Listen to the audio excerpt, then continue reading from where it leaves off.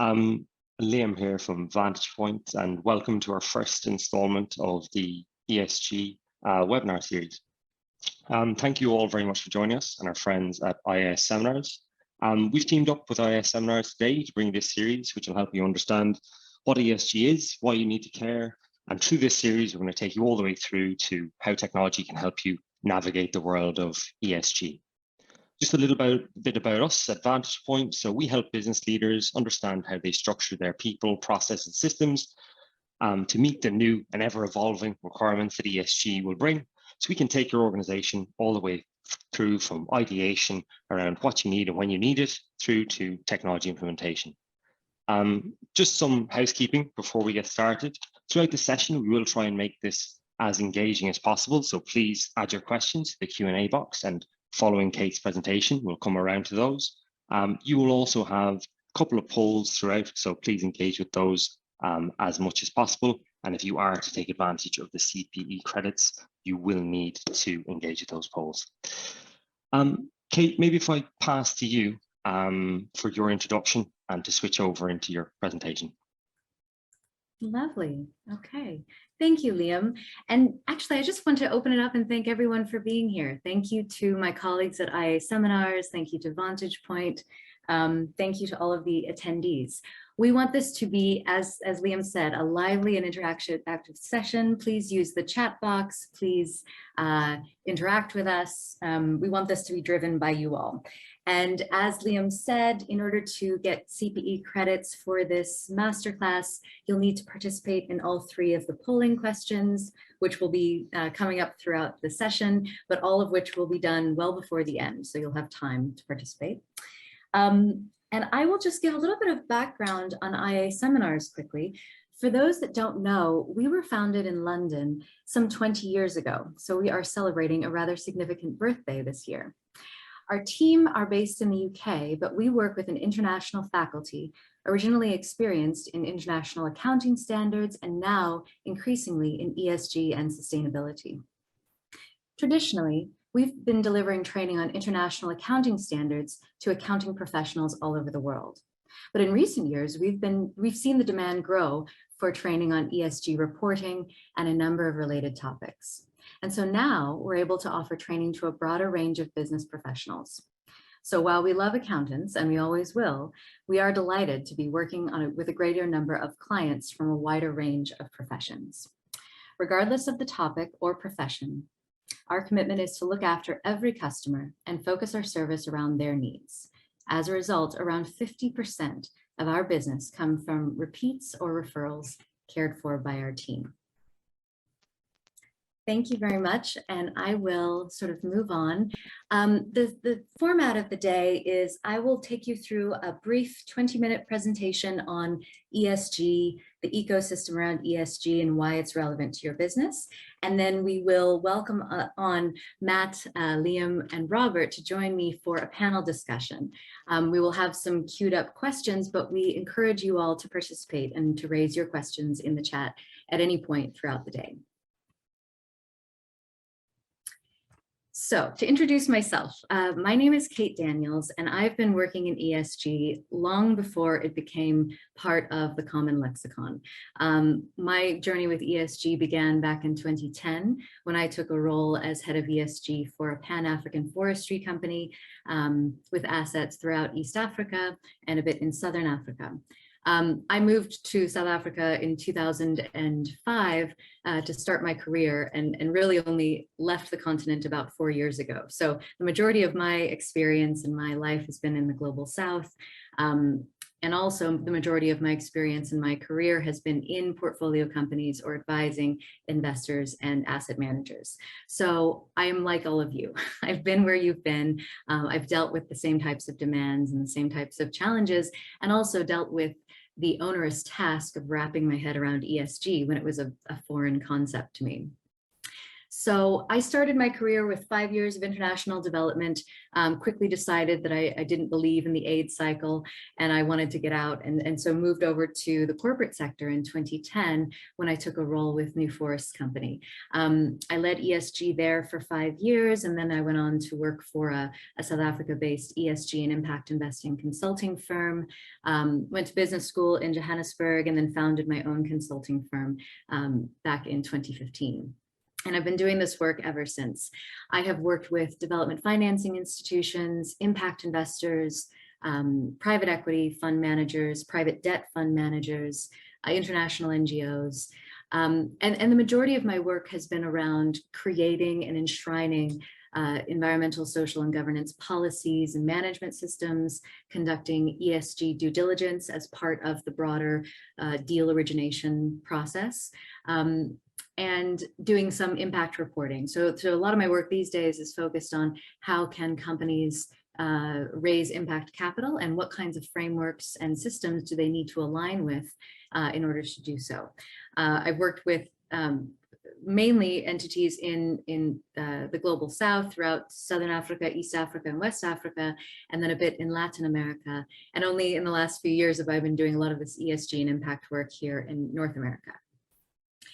So let's get into it. What does ESG mean? I think, there are terms that end up getting so overused in our common lexicon that they almost cease to have meaning in and of themselves, like the word sustainability. But I think ESG is a very important concept because it's not just about greenhouse gas emissions, and it's not just about board composition, and it's not just about your staff, it's about all of it. And it's the art of managing and balancing all of these parts of how you manage your business or your fund. So the environmental piece is very much around how your business is affected by and affects the physical world around it. So it has everything to do with greenhouse gas emissions and your carbon footprint as a company. It has to do with how you manage resources, energy, water, land. It has to do with how you use and dispose of waste, animal welfare, supply chain management, biodiversity. The environmental component of companies is different based on the type of company you are. And I'll get into that a little bit later. But obviously, the environmental considerations of a mining or oil and gas company are going to be quite different from a financial services or an insurance company. The S, or the social, which I find is sometimes lost in the conversation around ESG and sustainability, has everything to do with the human impact of your business. So that's everything from your staff and your employees and your labor complement, whether they be full-time or contract labor, through to your communities around which your company operates. For most of my career working in East Africa, the communities around our plantations were one of the most important stakeholder groups to us. And I think any of you who worked in the Global South understand that communities around your investment are either your biggest asset or your biggest liability, depending on how you treat them. So community engagement and community work and investment became a very important part of our ESG strategy, not because it was nice to do, but because it was core to our business and core to our business survival. Finally, governance has everything to do with how you constitute your board, how you ensure division of decision-making power, how you ensure that you mitigate for the risks of bribery and corruption and money laundering. So the governance component often gets sort of sidelined or pushed to lawyers, but it's a very important part of not only showing up and being a transparent global citizen as a company, but it also has everything to do with how you ensure integrity and sort of smooth business operations from within. So I'll kind of broaden this a little bit, because when I was looking at the registration form, or the groups that had registered for this event, I saw that many of you are coming from places like Zambia, from places in East Africa, and you understand better than most the ways that political risk factors into ESG. Certainly we had to be conscious at all times about upcoming elections, because often companies in emerging economies play the role of political football when it's time for elections. So, certainly political risk and who your political leaders are, both locally and nationally, play an important role in your ESG thinking. I won't go through each one of these because some of them are repeats, but certainly communications and reporting is a big part of ESG. We'll talk a bit about transparency and reporting in future webinars, but a key part of your ESG plan and program is not only what you do internally, but it's also how you talk about it and how you share it and with whom you share it.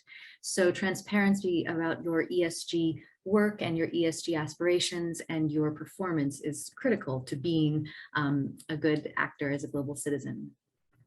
A big one that comes up often is land rights, town planning, and demographics. Certainly companies that are large land holding 21st century investors have to be aware that when you are investing in a physical area, let's say mining or oil and gas or forestry or agriculture, you are likely going to be displacing economic activity that took place there before, and or residential activity.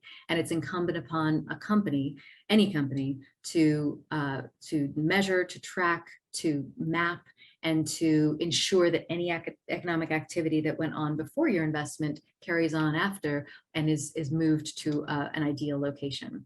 So there are a lot of responsibilities for companies that sort of trigger ESG work. A big piece of this is product stewardship and your supply chain. So companies have to be responsible for where their products, their goods and services are coming from sort of origination to consumption by your customer. What went into the creation of your product, your good or service? And can you ensure that throughout the supply chain, the policies that you run your business by are also being observed and implemented and enforced throughout the supply chain? So this is kind of a semi-exhaustive list of other pieces that are triggered by ESG. Okay, I'm going to open it up for our first polling question. I don't want to talk at you the entire time. I definitely want to get some engagement. So James, if you could put up the poll for everyone to participate in, thank you. The first polling question is, where in your company's ecosystem do you experience the most interest in ESG? Please only choose one. And this gives us some idea for future webinars as well around who is driving the conversation in your company. Is it your investors, your customers, your partners, or other stakeholders? If everyone could choose one, and I'll give you a few moments to register your vote, all 49 of you. And once you have voted, I would love to have James put up the results so that we can get a sense for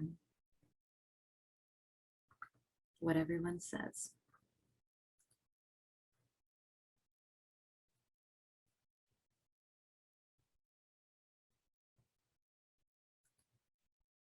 Do we have results, James?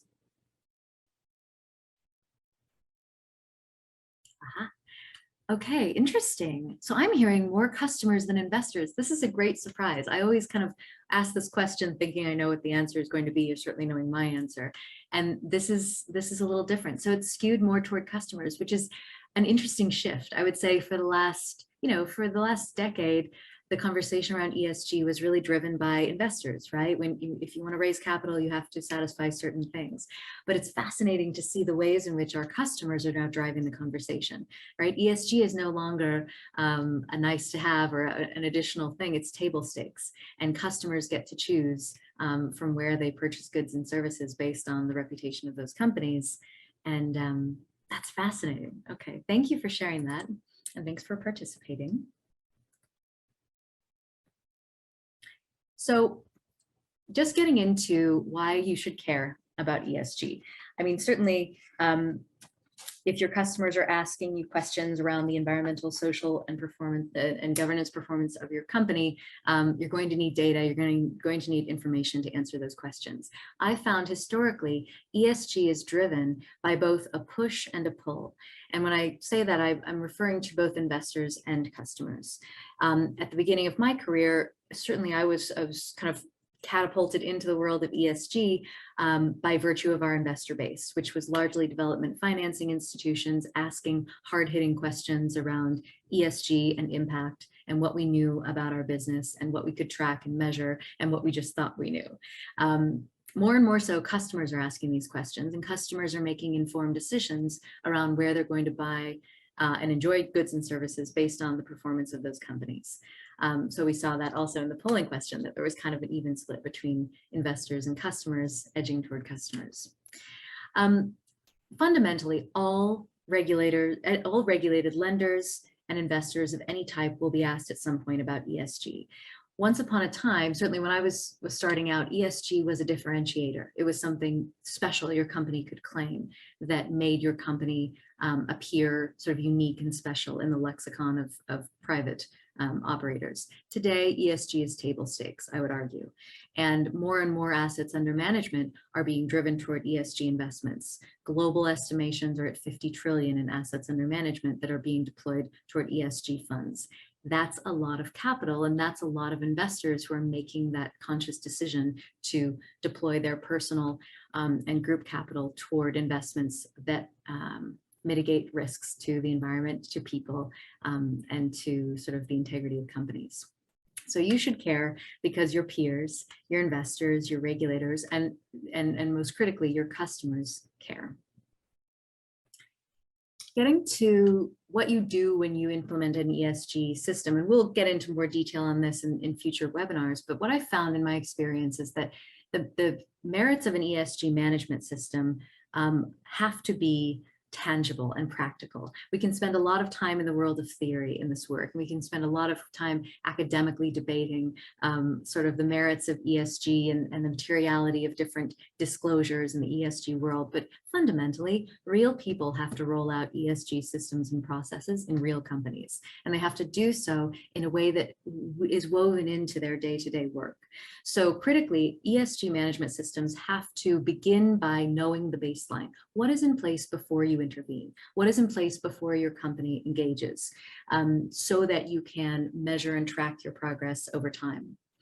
Next, your ESG reporting management system has to have reporting templates, because ESG management is not the sole responsibility of the ESG team. You need to engage operations folks, procurement folks, finance folks, and everyone on your team needs to understand how their specific role contributes to long-term goals. And the more that every kind of department and every function in your business feels bought in and feels like they're an active sort of contributor to your ESG performance, the better off you'll be. Your ESG management system needs to be practical, right? It can't live in the world of theory, and it can't be a big document that sits on a bookshelf and no one ever uses. It's got to be usable, practical, tangible, actionable.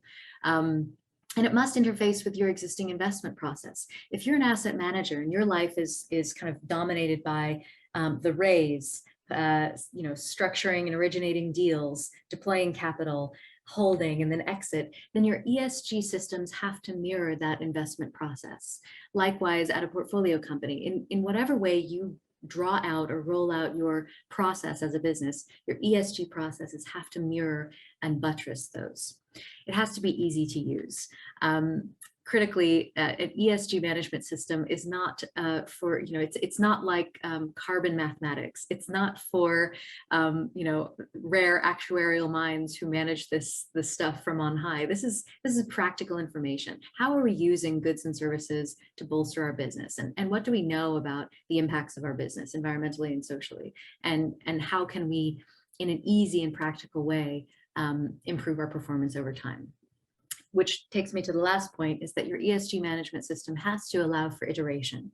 So it has to be concepts that you can deploy, check, learn from, and change, and iterate upon over time.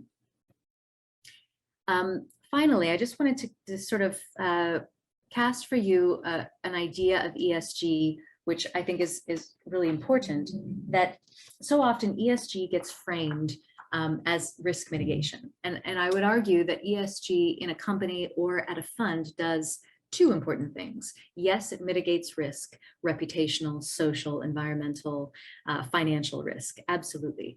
But ESG performance also drives value. And this is where the conversation becomes a lot more interesting. What if we were in a scenario where we could use ESG arbitrage over the course of an investment life cycle? For example, at the outset, to use ESG to either downgrade or upgrade the price of an asset before we buy. And what if we are interacting with an asset throughout the holding period and adding value environmentally, socially, and through governance processes such that we can, at exit, increase the valuation of a company based on its ESG performance? What if we could do that? What if we could quantify the ways that ESG adds value? And I think we're getting there, we're getting closer. So just a few of the ways that ESG adds value to your business involve, and by the way, this list is not of my design, this is coming from McKinsey. But starting with top line growth, I mean, you all said it with the first polling question, that your customers are really driving the conversation. And certainly if you know ESG and your impact performance is important to your customers, then you know that it's one of the ways your product or service goes to market. You know that it's part of the conversation about your good or service amongst your customers. So accessing new markets, accessing customers is an important kind of top line growth piece of how ESG adds value to your company. Critically, and I always bring this up with operations and finance folks, is that ESG can reduce costs. If you understand the ways you are using water and land and energy, and you start measuring and monitoring and creating goals and aspirations to reduce your usage over time, that can have a demonstrable impact on your bottom line and on your cost. Regulatory and legal interventions are huge. Any company operating in a highly regulated environment, and I would include mining, oil and gas, forestry, agriculture, any of the kind of big land use types of companies, have to get their product or goods certified. So when I was with the forestry company, it was the Forest Stewardship Council. In order to reach certain markets, we had to have Forest Stewardship Council audits and have that seal of approval. So ensuring that you are in compliance through your ESG work with critical certification bodies is another way of accessing new markets, and it's another way of participating actively in the kind of global demand for your good or service. Productivity uplift is another one. I think more than ever, certainly now in 2022, with a new generation coming into the workforce, we are seeing that young people are making informed, thoughtful, and intentional decisions about where they spend their time. And since we spend our time, the majority of our lives, working in some capacity, there is more and more thought and sort of design around one's career. And where you work and the reputation of that company or organization has everything to do with how you see yourself, or certainly it does for, I think, the younger generation that's coming into the workforce. So being an employer of choice has everything to do with your reputation, and your reputation has everything to do with how well you are not only performing environmentally and socially, but how you're communicating that. In what ways do you track, measure, and monitor information about your company, and in what ways can you share that information? Do you share that information publicly? It's not enough to do good work internally. It's also important to be transparent and to be open about that work, so that not only your stakeholders and your shareholders understand what kind of company they're engaged with, but also it allows you to attract and retain top talent. Finally, investment and asset optimization. Knowing about ESG is fundamentally knowing more about your company. And I would argue, and we've had lots of conversations at IA seminars about this in the past, that ESG can be used not only to access new streams of capital, but also to negotiate a lower cost of capital. I did some advisory work last year for a North American lender, a very large North American lender, who took it upon themselves to proactively create some ESG due diligence and some impact reporting, not because their investors were requiring them to yet, but because they see the headwinds of ESG coming their way. And one of the things they shared with me after the engagement had ended was that they had restructured their lending to ensure that companies that could demonstrate serious impact and strong environmental, social, and governance performance would get preferential rates on their loans. So they could actually access debt at a stronger, a more ideal cost of capital. That's important, right? These are kind of bottom line, tangible, value-adding pieces of the ESG puzzle. So these are a few I'll leave you with. We could go into much more depth about any of these, but now I'm going to take us to our second polling question. Polling question number 2 is, where is your company or organization on its path to ESG management? And we want to know, really, I mean, for some of your companies, there may be no interest at all. You may be here because you're personally interested in ESG, which is great. But these answers are kind of on a sliding scale. So starting with, my organization has no interest in ESG. My organization has begun to have internal discussions on ESG, but no action has been taken yet. My organization has established ESG policies and our teams are beginning to implement them. And finally, my organization has established ESG policies, conducted ESG materiality, actively measures ESG indicators, and reports to our community of stakeholders. So that final one is the shining paragon of ESG performance. I'll give you all a moment or two more to register your votes. Wow, okay, excellent. So most of you are at the stage where my organization has begun to have internal discussions on ESG, but no action has been taken yet. This is a great time to attend this webinar. This is a great time to start fueling your thoughts and your aspirations around ESG. And since most of you are kind of at that stage, I would encourage you to attend the next few webinars where we're going to dive a little bit deeper into exactly how do you establish materiality? How do you figure out what is most relevant and germane to your company? How do you start to track and measure that? Certainly in the sort of the alphabet soup of ESG frameworks, it helps to have a guide and it helps to have some backstopping when you're trying to figure this stuff out. And I see that many of you are actually answering answer 3 and 4, which tells me that there's some serious ESG maturity on this call. And that also indicates we should have some really interesting questions coming through. So thank you all for participating in that poll. And now we are going to invite Matt Benaron, who's a director at Vantage Point, Liam O'Brien back in, who's commercial director at Vantage Point, Robert Moulin from IA Seminars, my colleague, and Liam, if you would like to kick off this panel as our moderator. Fantastic. Thank you very much, Kate, and thank you for those slides and presentation. That's really, really informative. We've had lots of good questions from our audience, but also just some to maybe kick us off and some that we've been thinking about over the last couple of weeks as we prep for this webinar, and Kate, speaking to yourself and the other panelists here today, some of the questions we've had from speaking to people who are thinking about ESG and how they make it work for their organizations. And I think the first theme that comes up a lot is getting started can, feel daunting for many people. It's great to see that many people have already started, but it can seem daunting, and we're going to have to continually re-educate and educate our investor base and other stakeholders.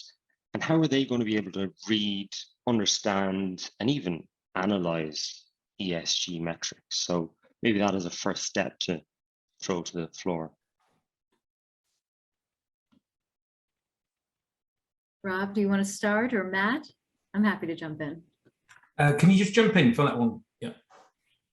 Yeah, I mean, there's something to be said for the way that we educate our investors anyway, right? So I hear sometimes people raise the concern that integrating ESG means they're going to have to educate or re-educate or change the dynamics with their investors.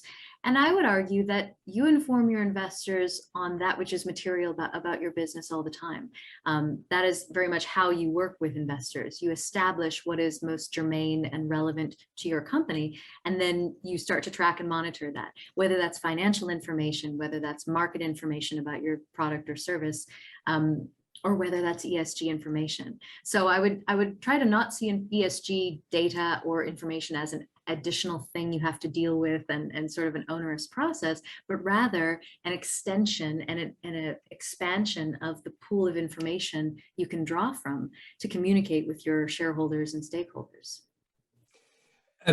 Leo, I'm really sorry. I dropped out the signal when you're asking the question. So if you can ask the question again for my benefit, I will endeavour to answer it. Sorry. Yeah, absolutely. I think in summary, it was really about getting started and how it can feel daunting and how we're going to need to educate and re-educate the investor base and around, I guess, their ability to read, understand, and analyze ESG metrics. So really helping them to understand what the numbers behind ESG really mean. Okay. I'll just very quickly introduce myself to everyone. So I'm Rob Moulin. I've been an accountant. I am an accountant since 1988. I come at this from a financial reporting, traditional reporting viewpoint. I've been involved in IFRS since 2000. I would say, because I think this does sort of help to answer the question, if you go back 18 months, I didn't really know anything about ESG, like a lot of traditional financial reporters. In the same way, I would say, go back 2.5 years, hardly anybody knew the words COVID. And of course, there's a link between these two things. Somehow, there's two things, I think. The first thing, in terms of the reporting, in terms of metrics, because I know there's a question from John about rating agencies here. If you think at the moment, we know we've had all of these different frameworks available to us for many, many years. And we know now that we're getting to the point where there is this consolidation going on. But that might be a good thing. But in terms of the information itself, we are still going to find ourselves in a situation where there's requirements for the SEC, potentially requirements, IASB requirements, and FRAG as well. So I think what we've got to do in terms of educating our user base, we have got to start off now because we're certainly going to be in this for the long haul. So trying to get across to our users, if you like, if someone says, look, why do we need this information? And I'm looking at this from a reporting viewpoint, the simple answer to this is that coming down the line, there's going to be a requirement. It's going to be mandated at some point, whether that's 2, 3, 4, 5 years down the line. Mm-hmm. So we need to start now getting our traditional user base aware of the different type of reporting that is completely different from traditional financial reporting. And we know that traditional financial reporting has developed over decades, and we have a lot of familiarity with that. ESG reporting, and that, of course, to begin with, is primarily going to be climate related, is going to be a very, very heavily narrative. And that also goes across to sustainability reporting. So however we do it, we've got to start educating. We've got to start making our users aware that things are going to be different in terms of additional information coming down the line, and that's not necessarily an easy thing because there's going to be a lot of it. So I think we have to start the process. One thing I was going to say in terms of the actual implementation of an ESG policy, or if you like, an ESG process, I think the thing that comes to my mind with respect to implementation is, I would ask yourself, are you already implementing things, processes, risk management that fit in this ESG framework? It's just that you don't call it ESG at the moment. So I think what is the benefit of ESG for the entity is that it, in a way, it's getting you to refocus your efforts, you refocus your thought processes. And I'd like to sort of emphasize one of the points that Kate made here about risk management, because clearly, it is about risks and opportunities. And we've got these new terms coming down the line, value creation, enterprise value. And so if we see ESG as this focus on where do the risks lie and where do the opportunities lie, then you might, as an organization within your, within your management structure, start to say to yourself, right, we are already starting to do this, or we already have risk management. But what this is potentially doing is getting us to double down on aspects of that. That's to a degree how I sort of see it. And I can elaborate on that, but I'm not going to at the minute. Brilliant. No, thank you. I think that's a really comprehensive answer. Maybe just to change tack a little bit for a moment, and there's a couple of questions of a similar vein here around things like data integrity, etc., and data challenges in particular. And maybe we'll come to you on this one, Matt. I suppose, are there any technology or implementation tools that can help us roll out our ESG plans maybe more efficiently? We will later on in the webinar series, in webinar 3, delve really deep on this, but maybe just for today, given that some of the questions are in that area, it might be good for you to touch on that. Yeah, sure, absolutely. And I think, the first thing to note is there is going to be a webinar in the series where we really dive into solutions, what they can look like, what they can help you achieve. But in short, the answer is yes. I guess the question is always, what does ESG mean for you as an organization, and what does that therefore mean for maybe where you need technology and solutions to help?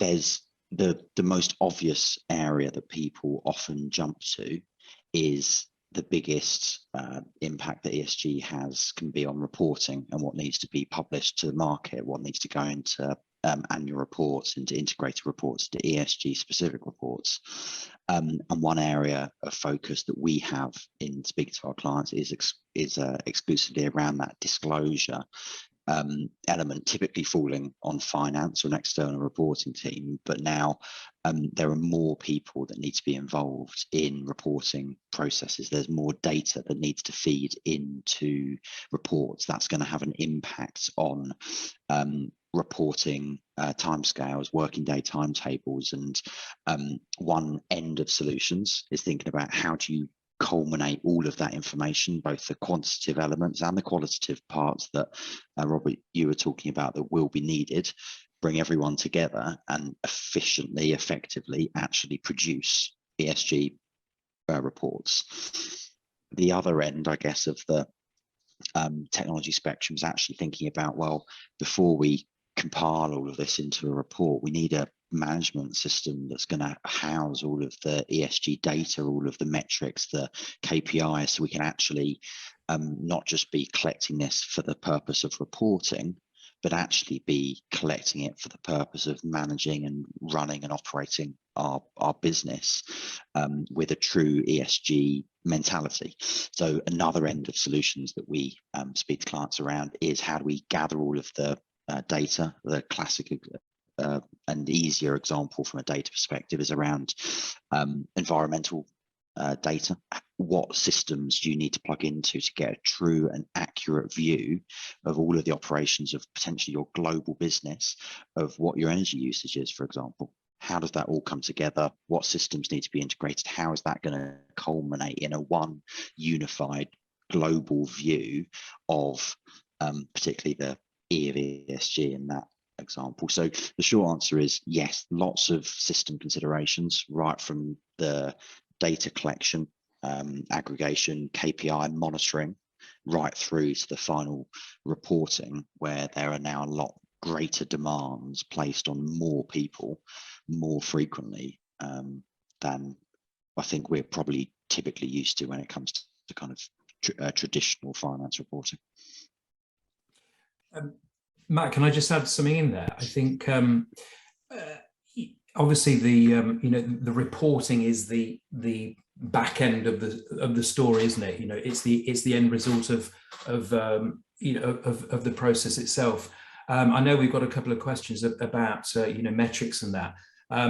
I think, again, for all of us involved or who will be involved in the, if you like, the reporting side of it, there is a potential danger that we need to try and avoid, which is that information overload.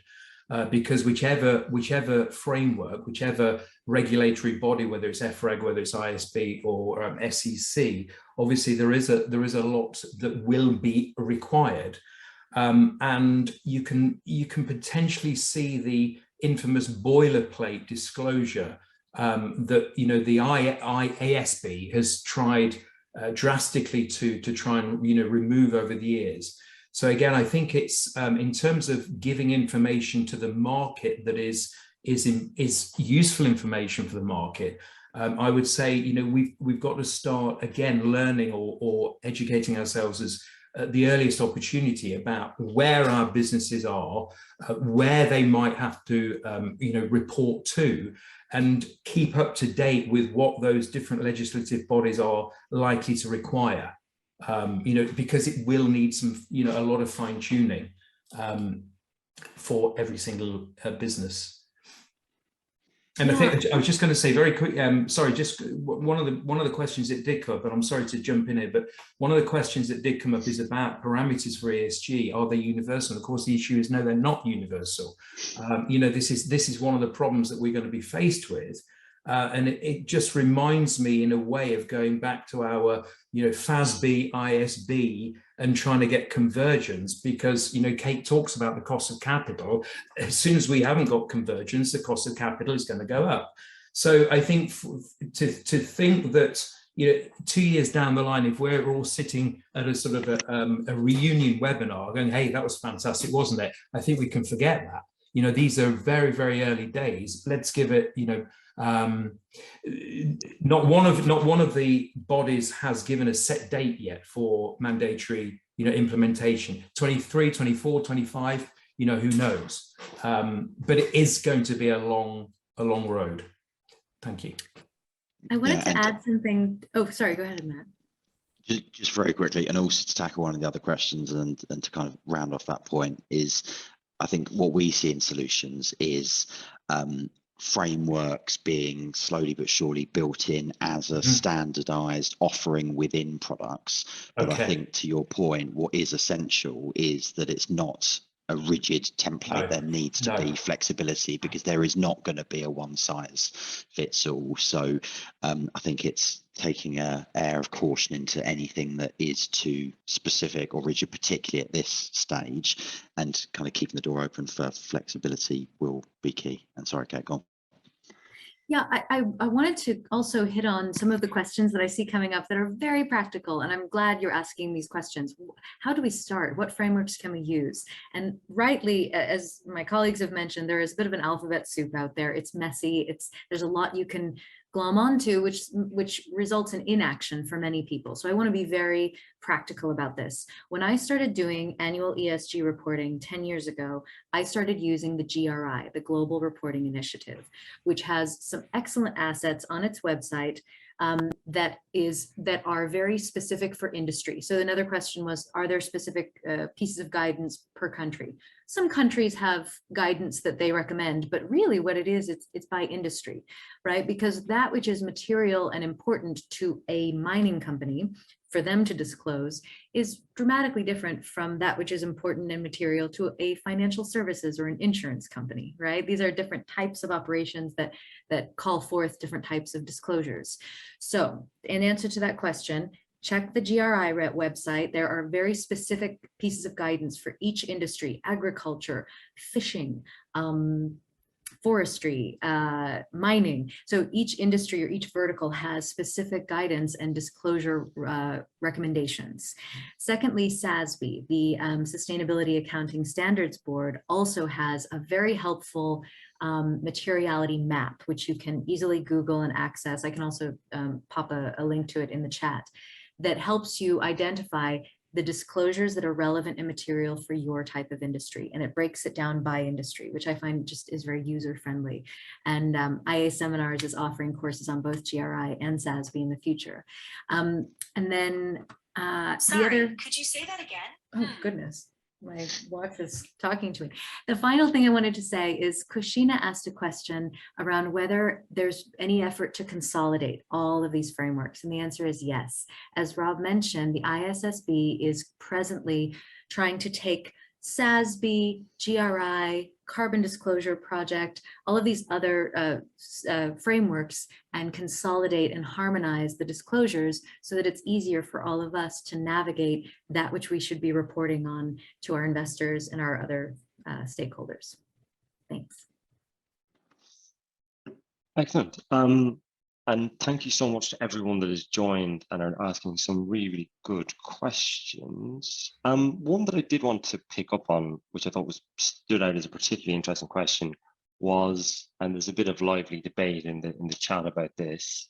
Do you see rating agencies in the future providing ESG ratings? I'm going to jump in there. I was reading something about this the other day. The short answer is going to be, well, yes, they will want to be involved. Cynically, why would they want to be involved? Because there's money there.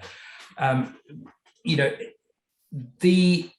of the problems is at the moment there's about 100 different companies producing metrics of some sort, that can be used. So if the rating agencies believe that, they can be the one that effectively consolidate that, then, they will look to do it. Whether they will or not, I don't know. But I suspect they are not going to, want to be outside of that circle. Kate, you might have a better answer, but that's how I see it from what I've been, looking at. Rating agencies are already starting to list and rate and use ESG to rate companies. What was it? The S&P ESG index actually outperformed the classical S&P index in 2019. So there's something to be said for the ways that ESG is being used by ratings agencies to include or exclude companies in an investment portfolio, and the types of performance of those funds and those portfolios that are going to be guiding and sort of dictating the conversation in the future. But yes, rating agencies are starting to get on top of it. The challenge, and I think it's been alluded to already, is data integrity. While it is usually quite straightforward to measure and monitor environmental data, you know exactly how much in greenhouse, or you're meant to know how much in greenhouse gas emissions you are producing. You're meant to know how much carbon your company is net producing into the atmosphere. You're meant to know how much in waste you produce and in water you use. But on the social side, it's harder to quantify some of those indicators, right? We all know that a company that enjoys harmonious relationships with its surrounding communities is a more valuable asset than a company that does not, but it's a tough thing to measure. So I find that the environmental indicators are usually pretty straightforward and are comparable between companies of a similar industry, but the social indicators are harder to compare, which is why some people roll their eyes at the data integrity of ESG as a whole, because there are so many more kind of qualitative pieces of information which are immaterial and important, but make it difficult to quantify and compare. Maybe just to pick up on that point then around the social metrics, how do you think we might start to go about measuring those or maybe making them more quantifiable? Whenever, I'll just jump in and everyone else will probably have some ideas as well, but whenever I do an ESG due diligence, the social pieces, and certainly from World Bank guidance, from GRI and SASB guidance, have a lot to do with the staff complement and have a lot to do with surrounding communities, and then of course have to do with how your good or service is enjoyed or experienced by your customers. So things that you can monitor and measure, I'll throw out a few examples. Do men and women at the same level in the same job make the same amount of money? That is a direct, measurable, and comparable data point. How many acts of arson has the community surrounding your asset embarked on in the last 5 years? That is an indicator of bad reputation, bad relationships with communities, right? It's a very good indicator of how well a company is engaging with its communities. What percentage of your annual operating budget do you invest in community development initiatives, right? That can be an indicator of how intentional a company is at looking at its communities and engaging its communities. What is your average retention of staff? What does that look like? How many grievances have you fielded from your labor contractors? So you know, I won't keep going on with it, but there are specific sort of pieces of your company's engagement with communities and with its staff that are measurable. They don't create the full picture of all of the kind of social components of a company's performance, but they're a good start to start tracking and monitoring and measuring. And just to add one last piece to this, someone in the chat asked a really good question around, she works with startups and they can't afford investing in ESG, or that's the perception. And my view on this is, it doesn't cost any money to start monitoring what you're doing. It doesn't cost any money to start monitoring how you pay your staff, how many grievances you field, how much water you use. Not everything requires external consultants. You know, at the end of the day, companies I've worked with who've gotten this right have had to bootstrap it and had to make it everyone's job effectively. So yeah, I'll leave that there. Kate, I'm just going to jump in with something as well here, and the sort of a link into what you're saying here. Again, I've got my sort of reporting head on, and I'm thinking, yeah, fantastic. Materiality is going to come into this, because otherwise we're going to be reporting on every single thing, and again, you get completely lost, and the information becomes completely meaningless. And I know we've had one of the questions in the chat panel was about double materiality. Now, without going too far down the line about double materiality, I think again, one of the education points, or one of the learning points, or one of the development points for the governance per se within the business is that materiality will have to be assessed, and that materiality is maybe different from the financial materiality that we're so used to under traditional reporting, and this materiality is of course what's discussed within the exposure drafts that we have coming from the ISB. But you would expect that materiality, sustainability in all its forms is of course a lot broader topic than maybe just climate related issues. So we have got to be very, very careful about determining what is material, because otherwise it's just too much information.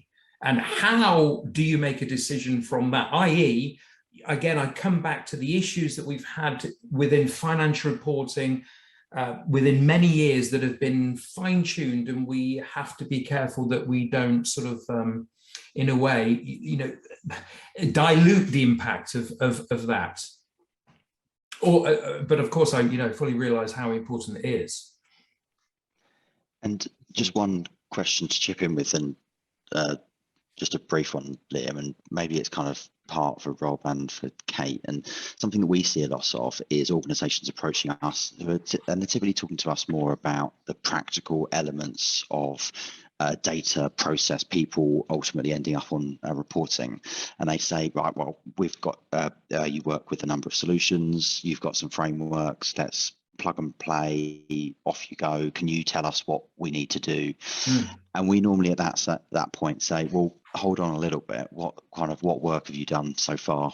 Yes, there are solutions out there that can help you plug some of the gaps, but there are organizations that are maybe not at the size where they're just going to do it themselves, Kate, but they haven't yet taken really many active steps to start to define what KPIs look like, what ESG means. What should be the first step if they're maybe starting to look at technology solutions, but then realizing that they've maybe done that a bit prematurely? What would you recommend as the next step from there?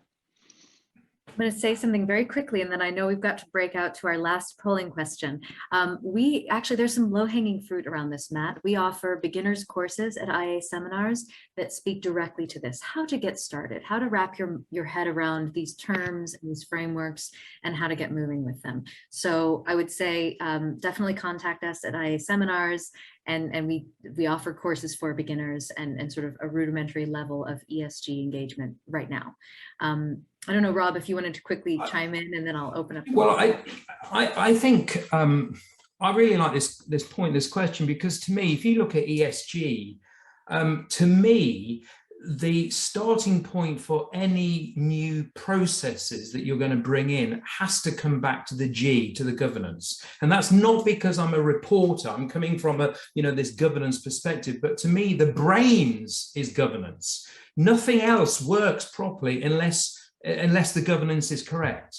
So I would say, to begin with, anybody that is concerned about, the risks and the opportunities that come from assessing ESG factors, I would say you start off with governance to begin with, and really focus in on, what are your governance structures, or everything to do within that that sort of parameter of governance. Because without governance, how can the other things actually operate? It's the nucleus. That's how I would see it. Rightly or wrongly, I'm just putting that putting that out there. And I say, if you look at ESG from this risk and opportunities viewpoint, you've got a risk committee, you've got a board, and it is the responsibility of the board and the managers for everything else to be implemented from that. That's my word. Thank you. Thank you. It's not my last word, but I hope not. Let's get on to, sorry, guys, I lost control of the order of things. Oops. Let me put up the slide deck one last time to get our last polling question up. So James, if you could also please put up the final polling question. Thank you. What frameworks or standards is your company evaluating to enable ESG reporting? And it may be several, so we allow for that. Is it the Global Reporting Initiative, Sustainability Accounting Standards Board, Carbon Disclosure Project, Task Force on Climate-Related Financial Disclosures, the World Bank Environmental and Social Framework, the Sustainable Development Goals, or a combination of several, or you don't know yet?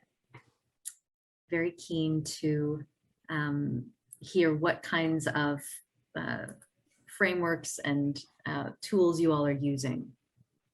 If you know, at this point, you may just be getting curious about one or several of these, but if you could answer one question, that would be most helpful. And I'll give you a few more seconds to register your votes before James can cast for us the results.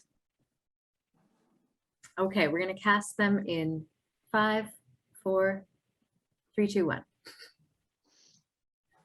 Okay, so it sounds like the majority of people on the call, or at least the majority of answers were, we don't know, which is perfectly fine.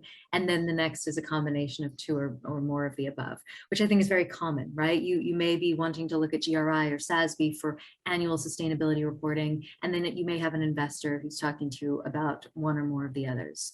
I know we certainly use the World Bank Environmental and Social Framework or the IFC performance standards when working with development financing institutions. Thank you. Okay, finally, I wanted to put up for you a very exciting announcement of the next in this series of webinars and masterclasses on ESG. The next will be on the 27th of July at 1 p.m. London time, and is entitled Taking Your First ESG Steps and the Challenges You May Face. We'll talk about how to get started, how to establish materiality, and how to move forward. I know there were several questions we didn't get to today. I think all 3 of us made an attempt to sort of weave some of the questions into our answers wherever we could.